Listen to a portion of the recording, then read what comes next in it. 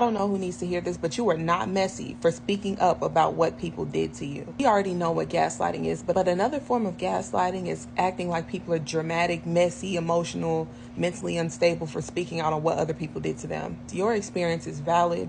Whatever happened to you, and people want to call you messy because they don't want to take accountability. And they don't want people to look at them like the bad guy. This is one of the ways that bullies and abusers silence people. They try to make you feel bad for speaking up on what happened to you. And these people will have you in the twilight zone thinking that you were the problem. But when you step out in the real world, you find out like, oh, this was completely unacceptable. What I went through at that job was completely unacceptable. What my family did to me was completely unacceptable. They just don't want to take accountability because that would be too much work for them. It would be an inconvenience for them to acknowledge the fact that they did something wrong. So instead, people try to bury it.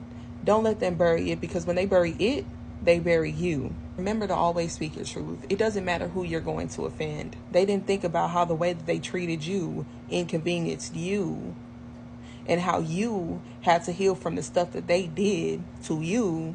If people don't want to be put on blast, then they need to be more mindful of their actions. You're sitting over here like, oh, but I don't want to say anything because I'm going to offend somebody and I'm going to cause this commotion. Cause the commotion.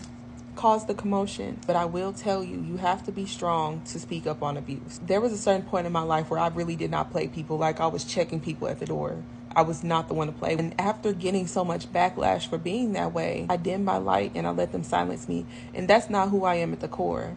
I'm telling you, some of us were put on this earth to turn everything upside down. The people who benefit from these narcissistic dynamics, these toxic work environments, these dysfunctional family systems, they don't like us. You have to be okay with being disliked. I have been beaten down so much by people just for speaking the truth and standing up for what's right.